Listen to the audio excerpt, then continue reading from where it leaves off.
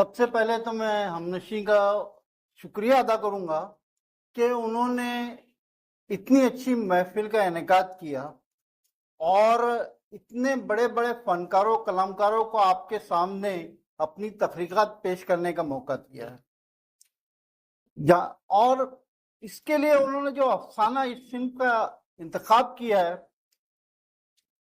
جو وقت گزرا ہے اس میں آپ کو پتہ ہی چل گیا ہوگا کہ یہ افسانہ کیا چیز ہوتی ہے۔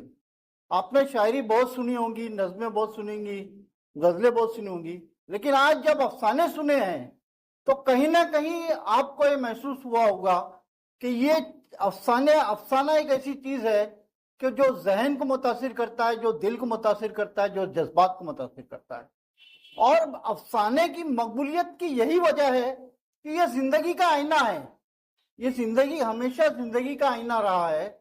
افسانے کی عمر مغرب میں اگر 200 سال ہے تو اردو میں صرف 150 سال ہے، لیکن 150 سال میں بھی جو افسانے نے مدارج طے کیے ہیں، ہم ان کو 5 ادوار پر ان کو 5 ادوار میں تقسیم کر سکتے ہیں۔ ابتدائی ہمارے افسانے کا جو دور تھا وہ رومانی پسندی جو اس پر چھائی تھی، رومانی تحریک تھی۔ اس کے بعد آپ سب جانتے ہیں کہ ترقی پسند تحریک نے جو ہے افسانے میں اپنا رنگ جمایا۔ ترقی پسند تحریک ابھی عروج پر ہی تھی کہ جدیدیت آ گئی۔ جدیدیت نے جو ایک طرح سے ترقی پسند افسانہ اور جو رومانی ہمارا افسانہ تھا اس کو پیچھے چھوڑ دیا۔ ابھی جدیدیت کو لوگ ہم سمجھ بھی نہیں پا رہے تھے کہ ماں بعد جدیدیت آ گیا۔ ماں بعد جدیدیت کو ہمارے افسانہ نگار، میں قارئین کی بات ہی نہیں کر رہا ہوں، وہ افسانہ نگار بھی نہیں سمجھ رہے تھے کہ ساختیات اور پس ساختیات آ گیا۔ تو یہ اردو افسانہ جو ہے اس میں ان مدارج سے گزرا ہے۔ اب آج یہاں جو افسانے پیش کیے گئے، آپ یا میں ان کو کسی بھی طرح کوئی بھی جو ہے ان خانوں میں فٹ نہیں کر سکتا کہ یہ افسانہ ترقی پسند افسانہ ہے، یہ جدید افسانہ ہے، یہ ماں بعد جدید ہے، یا ساختیات پس ساختیات کا افسانہ ہے۔ افسانہ نگار جب لکھتا ہے تو وہ کوئی شعوری اس کی کوشش نہیں رہتی، کہیں نہ کہیں اس میں لاشعوری اس کی کوشش کا دخل رہتا ہے۔ جو ابتدائی ہمارے افسانے لکھے گئے، جو رومانی تحریک کے تحت لکھے گئے، وہ ایک طرح سے لاشعوری کوشش تھی، کیونکہ اس زمانے میں اسی طرح کے افسانے لکھے جا رہے تھے۔ لیکن ترقی پسندی کے آتے آتے کہیں نہ کہیں اس میں شعوریت آ گئی ہے۔ وہ شعور کا دخل اس طرح سے ہوا کہ کہیں نہ کہیں ترقی پسندی کا پروپیگنڈا اس پر حاوی ہونے لگا، اور جو بھی اس زمانے کے افسانہ نگار تھے جو اپنے آپ کو ترقی پسند کہلاتے تھے، ان کا ایک مقصد یہ تھا کہ ہم کو ترقی پسند نظریات کی جو ہے اس کی ترویج اور اشاعت کرنی ہے، یا ہمارے ادب میں ہم کو ترقی پسند نظریات کو پیش کرنا ہے۔ خیر، ترقی پسند تحریک کو میں برا نہیں کہتا ہوں، ترقی پسند تحریک نے اردو ادب اور افسانے کو جو بلندی عطا کی ہے وہ آج بھی نہیں مل سکی سب سے۔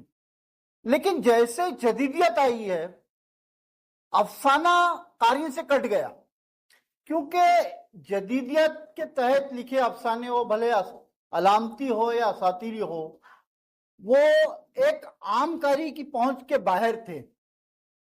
پہلے افسانہ قاری پڑھتا تھا تو اس سے بہت کچھ حاصل کرتا تھا، وہ اس کے مفہوم کو سمجھتا تھا، لیکن جدیدیت کے تحت جو بھی اس میں اساطیر کا استعمال کیا گیا یا علامتوں کا استعمال کیا گیا اور اس کے تحت اپنے خیالات کو پیش کیا گیا، تو وہ اتنا گنجلک تھا کہ عام قاری کی پہنچ سے باہر تھا۔ ابھی اسی کے سحر سے ہم آزاد نہیں ہو رہے تھے کہ ماں بعد جدیدیت آ گیا۔ ماں بعد جدیدیت کا معاملہ یہ تھا، غالب کا ایک ہی شعر پوری اس تحریک کی جو ہے وضاحت کرتا ہے یا تشریح کرتا ہے: بکرا ہوں جنوں میں کیا کیا کچھ نہ سمجھے خدا کرے کوئی۔ اب یہاں پر جو ہے جدید میں جدیدیت اور ماں بعد جدیدیت، یہاں پر تو بہت زیادہ شعور کا دخل آ گیا افسانے پر کہ افسانہ نگار کو افسانہ لکھنا ہے تو اس کو پہلے جو اساطیر، علامتیں، وہ ان کو تخلیق کرنا پڑتا تھا، وہ تیار کرنا پڑتی تھی اور اس کو پھر اپنے افسانوں میں پیش کرنا پڑتا. وہاں پر لاشعوریت جو تھی وہ ایک طرح سے دور، افسانے سے دور ہوگی. اور جب یہ ساختیات ہے، پس ساختیات کی جب بات آئی تو یہ لوگ تو افسانے میں یا جو مفہوم جو ہے اس کو مانتے ہی نہیں ہیں کہ کسی بھی تحریر میں وہ افسانہ ہو، شعر ہو، مضمون ہو، اس کا کوئی مطلب ہی نہیں ہوتا، ہو سکتا ہونا نہیں چاہیے. تو یہ اس طرح کی تحریک، لیکن یہ تحریکیں اپنی طور پہ رہی. افسانے نے جو اپنا کام ہر دور میں انجام دیا، اس نے زندگی کی عکاسی کی، ہمارے معاشرے کی عکاسی کی، ہمارے سیاسی نظام کی عکاسی کی، اور ہمارے سیاسی نظام کے اوپر جو حملے اردو افسانے میں ہوئے ہیں، دنیا ہندوستان کے دوسرے افسانوں میں ہوئے، اور اس کے تحت جو ایک تحریک چلائی گئی، جو احتجاج کی لہر پیدا کی گئی، وہ ہمارے ادب کا، ہمارے افسانے کا بہت بڑا سرمایہ ہے. اب ابھی جو ہمارے شہر کے میں جو افسانے پیش کیے گئے وہ ہمارے شہر کے قلمکاروں کے افسانے تھے. اس میں رنگ دیکھیے، محتشم کا افسانہ تھا وہ سائنس فکشن تھا. سائنس فکشن کے تصور کے تحت جو آج سے 200 سال بعد کی دنیا دیکھنے کی کوشش کی گئی تھی، وہ ساری ٹرمنالوجی یہ وغیرہ جو تھی وہ وہی تھی. لیکن وہاں پر انہوں نے جو ایک انسانیت کا پہلو پیش کیا کہ ہم کتنے بھی ترقی پسند ہو جائے یا ہم مشینوں کے غلام ہو جائے، لیکن ہمارے اندر کا انسان ہر دور میں زندہ رہتا ہے. 200 سال کے بعد ہم بھلے مشین بن جائے، لیکن ہمارے اندر کے انسان جو ہے، وہ انسان کی جو انسانی فطرت ہے وہ اس کی تلاش میں رہتا ہے. وہ ان کے افسانے کا موضوع تھا. انہوں نے بہت اچھا موضوع اٹھایا، اس کو پڑھتا. اس طرح کے افسانے اردو میں نہیں لکھے جاتے ہیں. اس کی وجہ یہ ہے کہ ابھی ہمارے قارئین کی جو سطح ہے، ذہنی سطح وہاں تک نہیں پہنچ نہیں پائی. لیکن مستقبل جو ہے اسی طرح کے افسانوں کا ہے. ساجدہ صدی صاحبہ کا جو افسانہ ہے وہ زندگی کے حقائق کا افسانہ ہے.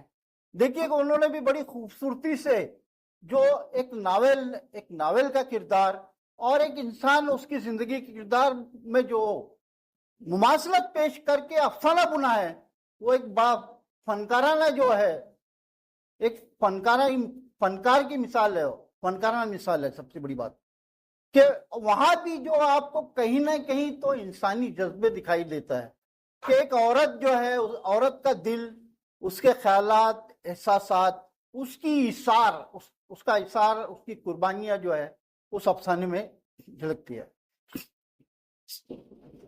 شاداب کا جو افسانہ ہے، بھلے انہوں نے کسی سچے واقعے سے متاثر ہو کے لکھا ہے، لیکن انہوں نے جو حقیقت کی عکاسی کی ہے اور ایک انسان کے جو ذہنی کیفیت، اس کی جذبات، اس کو پیش کیا ہے، وہ بڑے کمال کی چیز ہے. اس میں وہ کامیاب رہے. میں ان کے لیے وہ ایک اچھا افسانے پر ان کو مبارکباد دینا اپنا فرض سمجھتا ہوں. جہاں تک مشتاق رضا صاحب کا سوال ہے، وہ تو مجھ سے بھی سینئر افسانہ نگار ہے. مجھے پتہ نہیں کیوں یہاں پر آج صدارت دی گئی. صحیح حقدار تو وہ ہے، اور وہ اس طرح کے تمام تحریکوں سے گزر چکے ہیں. دیکھیے انہوں نے بھی جو افسانہ پیش کیا ہے، ایک چھوٹے سے واقعے پر، ایک کوا، اس کی موت، اس پر جو انہوں نے افسانہ بنا ہے، اور اس میں جو نئے الگ الگ پیچز ڈالے ہیں وہ بڑے خوبصورت ہے کہ سننے والا، یہاں تو قاری نہیں ہے، سامعین ہے، سامعین کے دل میں تجسس آخر تک قائم رہتا ہے. اور ہر ایک جو ایک پیچ رہتا، اس سے ایک وہ نیا ایک مفہوم جو ہے عکس ہوتا. اور کہیں نہ کہیں انہوں نے کچوکے لگائے ہیں ہمارے جو سسٹم ہے، جو ہمارے نظام پر جو ہے اس پر کہتے ہیں نشتر چلائے ہیں. یہ بڑی خوبصورت ان کا جو ہے یہ ان کا کمال ہے.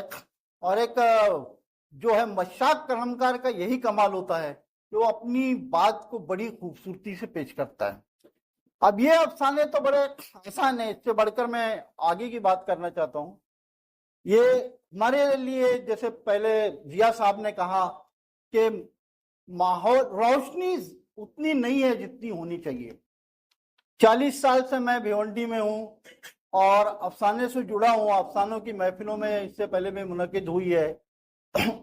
اب لیکن یہاں پر وہ نسل تیار نہیں ہوئی جو ہونی چاہیے تھی، جو دوسرے شہروں میں ہوئی ہے. اس کی وجہ یہ ہے کہ ہمارے یہاں پر جو بھی قلمکار آئے ان میں کہیں نہ کہیں کمٹمنٹ کی کمی تھی. ان میں وہ جذبہ نہیں تھا کہ ہم کو یہ چیز کو قائم رکھنا ہے. وقتی طور پر فیشن کے طور پر وہ آئے، انہوں نے یہ اس جو میدان کو اپنایا لیکن میدان چھوڑ کے بھاگ گئے. اور تو اس کی وجہ سے یہی وجہ ہے کہ ہمارے شہر میں افسانے کے معاملے میں بہت بڑا سناٹا ہے. میں صرف بھیونڈی شہر کی بات نہیں کر رہا ہوں، اوورآل اگر ہم دیکھا جائے تو بمبئی میں بھی یہ عالم ہے. بمبئی میں تو شاداب ہے، اس کے بعد اشتیاق سعید ہے، کئی لوگ ہیں. لیکن کچھ دن پہلے تو بمبئی میں جو ہے اردو افسانے کی موت کا اعلان کیا جا چکا تھا.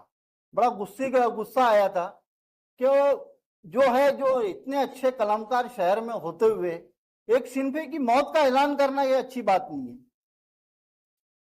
دوسرے شہر میں بہت اچھا ماحول ہے لیکن جو وہ بات نہیں آ پا رہی. دوسرا ایک بڑے خطرے کے بارے میں بتاؤں گا. میری کتاب جو ہے نیا افسانی مجموعہ آیا ہے، پرائی کوک کا درد، اس کے پیش لفظ میں نے کہا ہے وہی بات جو ہے کہ ہاں اس سے پہلے افسانے نگار مصنف لکھتا تھا، قارئین پڑھتے تھے. جو مصنف لکھے گا قارئین کو وہی پڑھنا ہوگا. قارئین لاکھ چاہے کہ مصنف جو ہے اس موضوع پہ لکھے، ہمارے اس خیال کو اپنی کسی تحریر میں پیش کیے، لیکن یہ مرضی جو ہے لکھنے والی کی ہوتی ہے. اب منظرنامہ بدل چکا ہے. آرٹیفیشیل انٹیلیجنس آنے کے بعد اب قارئین جو ہے جو پڑھنا چاہے گا وہی پڑھے گا، وہی لکھے گا، وہی اپنی جو پڑھنا چاہے وہ خود لکھے گا. آپ کے اس کا محتاج نہیں ہے. وہ اس سے پہلے آپ سے درخواست کرتا تھا قلمکاروں سے کہ اس موضوع پر لکھا جائے. وہ اس کو برتتے نہیں برتتے تھے وہ دوسرا سوال ہے. لیکن اب وہ جو ہے وہ جو بھی چاہے وہ اے آئی سے وہ خود لکھوا لیں گا. اے آئی نے اتنی ترقی کر لی ہے. میں اے آئی جب سے آیا ہے اس کے 2 مہینے سے بعد سے جڑا ہوں اور میں مسلسل اس کے تجربات میں لگا ہوں. میں جو شروع سے میری یہ بات رہی کہ جو بھی نئی چیز آتی ہے ٹیکنیک میں میرا ایک ہی اس میں ایک نظریہ رہتا تھا کہ اس میں اردو کا کیا مقام ہے، اردو ہم اس میں کس طرح استعمال کر سکتے ہیں اور اردو کو یہاں سے کس طرح بڑھاوا مل سکتا ہے. یہ میری کوشش رہی ہے. اور میں نے اتنے دنوں میں دیکھا ہے، وہ تو اب سبھی اب اس کا استعمال کر رہے ہیں. تو اے آئی جو ہے اردو کے لیے جتنا کمفرٹیبل ہے، یعنی اس نے اردو کو قبول جس انداز میں کیا ہے دنیا کی دوسری زبانوں کو نہیں کیا ہے. یہ تو ہمارے لیے بڑے خوشی کی بات ہے کہ اے آئی کے لیے جو 26 ابتدائی زبانیں جو ہے جو قبول کی گئی، یعنی پہلے ان کا انتخاب کیا گیا، اس میں اردو بھی شامل تھی. اس وجہ سے اردو جو ہے اردو کی بہت ترقی ہوئی ہے. آج پہلے جو اے آئی میں جو ہے پہلے کمیاں تھی کہ وہ کچھ ترجمے غلط کرتا تھا، جملہ بندیاں غلط ہوتی تھی. لیکن آج جو زبان لکھ رہا ہے سب سے بڑی بات ہو تو وہ ہم جو لکھتے ہیں، بڑے بڑے قلمکار لکھتے ہیں، اس طرح کی زبان لکھ رہا ہے. کہیں بھی اس میں غلطیاں، گرامر کی غلطیاں نہیں ہیں. تو یہ بہت بڑا خطرہ ہے. آج ہم جو بیٹھے یہاں آپ کو افسانہ سنا رہے ہیں، کچھ دنوں کے بعد ایک 18 سال کا لڑکا آئے گا اور جو افسانے سنائے گئے اس سے اچھے افسانے کہانیاں سنا کے اس طرح کے 2-3 لڑکے آپ کو سنا دیں گے. یہ ان لوگوں کی جو ہے افسانے پر 25, 30, 40 سال کی محنت تھی. وہ لڑکے جو آئیں گے وہ افسانے کے ABC نہیں جانتے ہوں گے, لیکن وہ ایک ایسا افسانہ پیش کریں گے جو 25-30 سال کی جنہوں نے ریاضت کی افسانے پر کے اوپر, وہ بھی اس طرح کا افسانہ نہیں لکھ پائیں گے. تو یہ اتنا خطرہ جو ہے آگے کے لیے جو ہے ہم کلامکاروں کے لیے ہے. قارئین کے لیے تو کوئی بات نہیں, قارئین کو تو بہت اچھا مواد مل رہا ہے, ملنے والا ہے. لیکن آج ہم جو تمام کلامکاروں کے لیے یہ فکر کی بات ہے کہ اب ہم کو ان کے معیار تک پہنچنا ہے. ہم کو وہ انداز میں لکھنا ہے کہ ہم وہ جو AI کی مدد سے جو تحریریں ہمارے سامنے آئے گی اس کی ہم تحریریں لکھنے کی کوشش کریں, تاکہ ہمارا مقام جو ہے آج جو ہم نے مقام بنایا ہے 30-40 سالوں میں افسانوں کے ذریعے بنایا ہے وہ قائم رہے. ویسے تو مجھ سے افسانہ سنانے کی بھی فرمائش کی گئی تھی, لیکن میں سمجھتا ہوں یہی کافی ہے.